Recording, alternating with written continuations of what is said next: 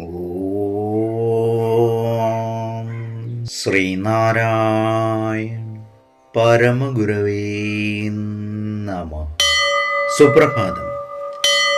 1678 ദിവസമായ ഇന്ന് 2025 ഡിസംബർ മാസം 18 വ്യാഴാഴ്ച, 1201 ആണ്ട് ധനുമാസം 3 ഗുരുവചനങ്ങളിലൂടെ. സന്യാസി എന്നാൽ പരോപകാരി, ത്യാഗി, സ്വാർത്ഥം വെടിഞ്ഞ് പൊതുജനങ്ങൾക്ക് വേണ്ടി പ്രവൃത്തി ചെയ്യുന്നവർ സന്യാസിമാരാണ്. ശ്രീനാരായണ ഗുരുദേവൻ. ശ്രീ നടരാജ ഗുരു എഴുതിയ ഗുരുവരൽ എന്ന പുസ്തകത്തിൽ വിദൂര സാദൃശ്യങ്ങൾ എന്ന് വിവരിക്കുന്നതിൻ്റെ 41 ഭാഗമാണ് ഇന്ന് അവതരിപ്പിക്കുന്നത്. ബൈബിളിലെ പുതിയ നിയമത്തിലും പഴയ നിയമത്തിലുമുള്ള ദുർജേയമായ ചില പ്രസ്താവനകൾ നോക്കാം. നിക്കോദമസ് വളരെ എളുപ്പത്തിൽ ഹാജരാക്കിയ മീറയും സുഗന്ധദ്രവ്യങ്ങളും. യഹൂദന്മാരെ എപ്പോഴും ഭയന്ന് ജീവിച്ചിരുന്ന മാർത്തമാരും മറിയമാരും വൻഭരണികൾ നിറച്ച് വീഞ്ഞു വരുത്തിയ അത്ഭുത പ്രവൃത്തി.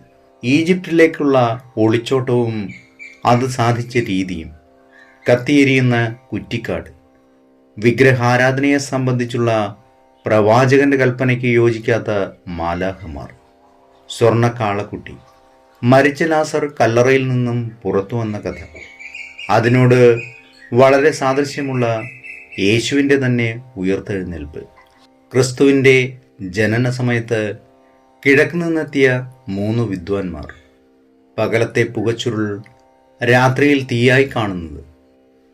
ഇത്തരത്തിലുള്ള ദുരൂഹമായ പല കടങ്കഥകൾക്കും നാം പറഞ്ഞു വന്നതിൻ്റെ വെളിച്ചത്തിൽ ഉത്തരം കിട്ടും.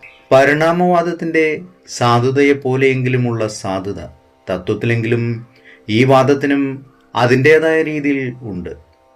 ഏവർക്കും നന്മ നിറഞ്ഞൊരു സുദിനമായിരിക്കട്ടെ എന്ന് ആശംസിച്ചുകൊണ്ട് നിർത്തുന്നു. നന്ദി, നമസ്കാരം. ഗുരുധർമ്മം ജയിക്കട്ടെ. ശബ്ദം നൽകിയത് സുജീഷ് മഹേശ്വരി.